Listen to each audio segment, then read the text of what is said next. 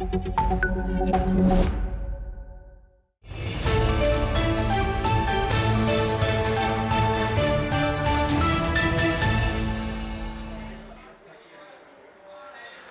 and welcome to the newsroom. Let's take a look at some of the top stories breaking this hour. We start this segment in the Middle East, where a large pond in the Sheikh Wadwan neighborhood of Gaza City is filled with sewage and rubbish, raising serious health concerns. Gaza's municipality has warned the pond has become a ticking bomb, as heavy rainfall could cause the contaminated water to overflow. Originally designed to collect rainwater and channel it into the sea, the pond is now being used as a sewage collection point. Officials say the drainage system was destroyed during the recent war between Israel and Hamas, leaving the area vulnerable to flooding and disease. Authorities are urging urgent repairs to prevent a public health crisis in the neighborhood. Let's take a listen in to what a few Gaza City locals had to say. بركة الشيخ رضوان كانت مجمع للأمطار الشداء لكل قطاع غزة وبتتصرف منها للبحر فورا، ما بيبقاش فيها أي أضرار كانت موجودة في غزة. من يوم الحرب أصبحت بركة الشيخ رضوان بركة مجاري، تصريف تجمع المجاري منطقة الشيخ رضوان. مش بس على هيك صار عندنا أمراض اللي منها اللي هي البعوض، صارت كل يوم ما نعرفش ننام منها لا بالليل ولا بالنهار. أطفالنا بيمشوا في الشوارع بيحملوا الأمراض. في ظلال الحرب اللي صارت على قطاع غزة صارت بركة مياه، حتى رأيتك المياه الملوثة حتى للمجاري. واليوم احنا في المكان بنقدرش نسيطر من الريحة هذه بتقتل كتير وقوية، وتاني حاجة بتسبب أمراضها كتير هذه. والوضع عندنا هين صعب كتير في قطاع غزة، حتى البنية التحتية عندنا مدمرة كاملة. البركة تشكل قنبلة موقوتة وسط السكان، وخاصة في هذا الحي المكتظ بالسكان. هذه البركة اليوم تتجمع فيها مياه الأمطار مختلطة بمياه الصرف الصحي، مختلطة بالنفايات الصلبة، وبالتالي أصبحت تشكل مكرهة صحية، وبالتالي تهدد حياة السكان. في حال طفح هذه البركة فإن المنطقة المحيطة بها مهددة بشكل كبير جدا. قد نشهد انهيارات في المباني السكنية المتضررة بفعل طفح مياه الصرف الصحي المختلطة بمياه الأمطار في المنطقة المحيطة. Dozens of volunteers, UN officials and residents participated in clean-up activities using shovels and machinery to remove debris from the streets. The campaign follows a US-backed ceasefire between Israel and Hamas that took effect on October the 10th, halting 2 years of conflict triggered by Hamas's attack on Israel. Reconstruction faces major hurdles, including the control of Gaza, Hamas's refusal to disarm, Israel's rejection of the Palestinian Authority's involvement, and financing challenges estimated at $70 billion.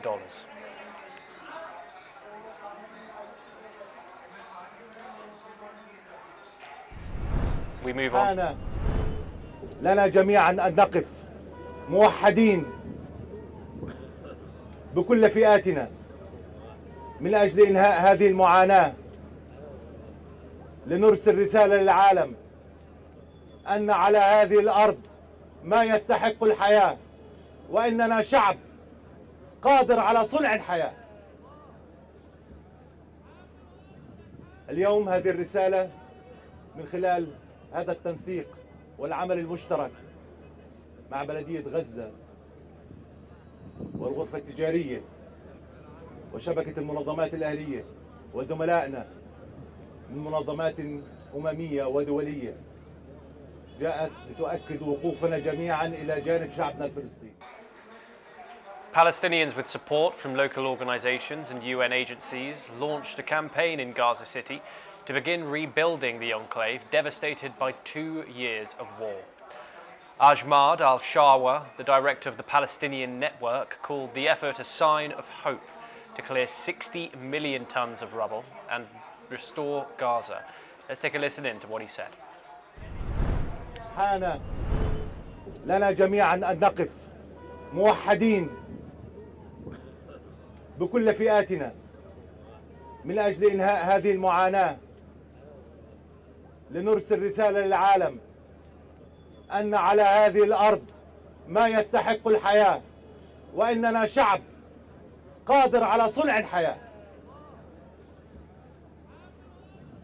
اليوم هذه الرسالة من خلال هذا التنسيق والعمل المشترك مع بلدية غزة والغرفة التجارية وشبكة المنظمات الأهلية وزملائنا من منظمات أممية ودولية جاءت تؤكد وقوفنا جميعا إلى جانب شعبنا الفلسطيني.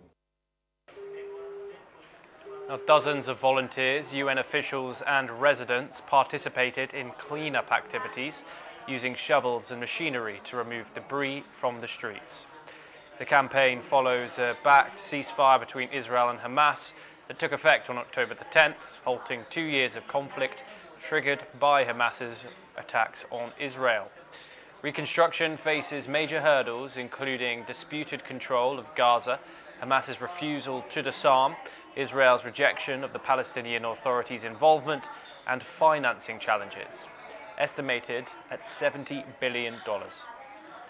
Joining us on the broadcast now is Maresha Bav. Maresha, what more can you tell us about the situation in Gaza and what it will take to rebuild the enclave? Well, yes, Tom. To give you and the viewers more clarity about the situation, it's very important to mention that Gaza is heavily devastated by the 2 years of war that was waged with Israel. Now, around 2 million people remain crammed in temporary shelters, tent camps, or the urban city, which has heavily been disturbed. Now, key infrastructures like schools, hospitals, a lot of mosques, churches, public facilities and humanitarian organizations and hubs have been destroyed in the duration of this war, which has made it even more hard. Now, rebuilding Gaza is not easy. It in fact requires and is requiring a rather more elaborate plan to reconstruct it. Now, like you very rightly mentioned, volunteers, UN members and agencies and local organizations have begun their initial stage of cleanup in the city, clearing tons of rubble from the area. But obviously you cannot deny the challenges that the city in itself faces. Well, security and control are one of the first issues that would be faced, and that is being faced for the rebuilding of Gaza. Gaza is under divided control, many parts remain under Hamas while Israel controls certain areas of it. Hamas has refused to disarm and Israel rejects involvement by the Palestinian authorities and for the government for reconstruction. Now, in the midst of all of this, financing and investment is also a challenge in itself. Like you mentioned, an estimated $70 billion has been estimated for the reconstruction. It would face infrastructural and logistical issues and challenges as well. Also political coordination, you cannot deny that in itself, with multiple bodies overseeing this, like the European Union, Gulf nations, countries like Qatar, UAE, Saudi Arabia are playing a vital role. Turkey is playing a vital role in the reconstruction of Gaza in itself. So in short, while cleanup campaigns provide a hopeful start, full reconstruction of Gaza will require massive resources, political compromise, and a lot of coordination and effort within a global diaspora in itself. Yes, Maresha, thank you very much for providing that insight. Do stay with us. We move over to Europe for our next story, and President Volodymyr Zelensky of Ukraine and the Greek Prime Minister have affirmed that Ukraine has secured US liquefied natural gas imports from Greece from December until March of 2026 to cover its winter energy needs. The deal was signed between Greek gas company DEPA and Ukraine's Naftogaz during Zelensky's visit to Athens. Let's take a listen in to the statements. Щоб компенсувати знищення росіянами нашого власного видобутку. Наші домовленості з Грецією сьогодні – це важлива частина великого енергетичного пакету, які ми підготували на цю зиму, щоб забезпечити Україну газом. Ukraine resumed gas imports through a Balkan pipeline to compensate for domestic production losses caused by Russian strikes on power and gas infrastructure. Zelensky called the agreement an important part of the large energy package prepared for winter supplies, while the Greek Prime Minister said it would also help prevent Russian gas from entering Europe. The deal follows Greece's first long-term US LNG supply agreement for Europe starting in 2030, after the EU approved a ban on Russian LNG from 2027. Joining us once again is Maresha to give us more on this.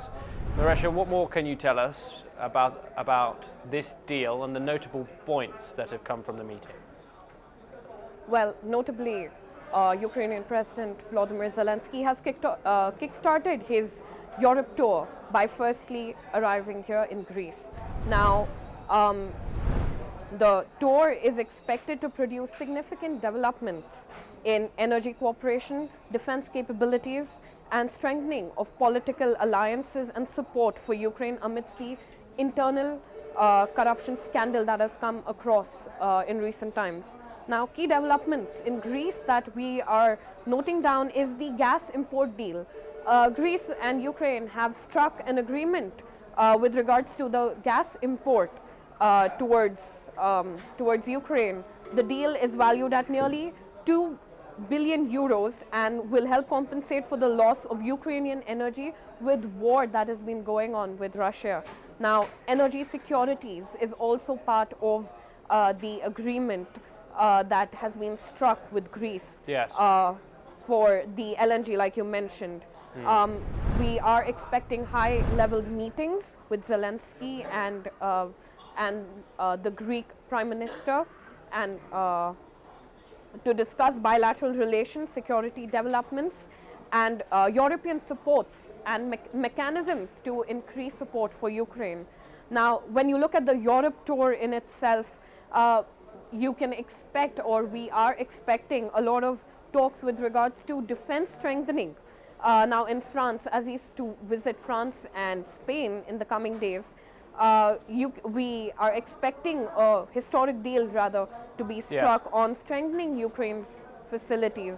Now, overall, addressing the corruption scandal that has come about, Zelensky's diplomatic outreach comes as Ukraine faced these major allegations with regards to the scandal. Also, we see Zelensky very strongly preparing for the winters as a primary focus for his tour in securing alternative energy supplies and military aid ahead of the winters. So yes, Tom, that is what we have noted and we are foreseeing for Zelensky and his visit for the European tour. Yes, Marisha, thank you very much for joining us here on the broadcast. Pleasure to get your insight there.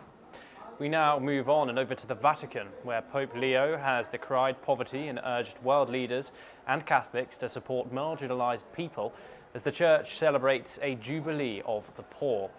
He warned against the myth of well-being and progress that excludes others, emphasizing social justice as a central theme of his papacy. The Pope stressed that the gospel shows the Lord comes to save people even during upheavals, war, and global helplessness. He highlighted gratitude for life and the need to support the poor in spirit, reflecting the teaching that theirs is the kingdom of heaven. Let's take a listen into what he said. Esorto perciò i capi degli stati, i responsabili delle nazioni, ad ascoltare il grido dei più poveri. Non ci potrà essere pace senza giustizia e i poveri ce lo ricordano in tanti modi, con il loro migrare come pure con il loro grido tante volte soffocato dal mito del benessere e del progresso che non tiene conto di tutti e anzi dimentica molte creature lasciandole al loro destino. Now, following this, Pope Leo called for a just and lasting peace during his Angelus prayer following the latest bombings across Ukraine, including the capital of Kyiv. He commended the ongoing suffering of civilians and urged the world not to grow accustomed to war and destruction. The Pope also lamented the discrimination and persecution faced by Christians in countries such as Bangladesh, Nigeria, Mozambique and Sudan, appealing for peace. He expressed sorrow over the attacks in Ukrainian cities, noting deaths and injuries, including children, and damage to civilian infrastructure, leaving families without homes as the cold sets in. Pope Leo called on the world to pray for a just and stable peace in war-torn Ukraine. Let's take a listen in to what he said. Come dicevo poco fa commentando il Vangelo, anche oggi in diverse parti del mondo i cristiani subiscono discriminazioni e persecuzioni. Penso in particolare a Bangladesh, Nigeria, Mozambico, Sudan e altri paesi, dai quali giungono spesso notizie di attacchi a comunità e luoghi di culto. Dio è Padre misericordioso e vuole la pace tra tutti i suoi figli. Seguo con...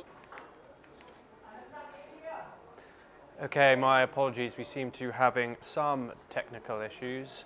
That is all that we have time for this hour, but we'll get back to you with more international news updates.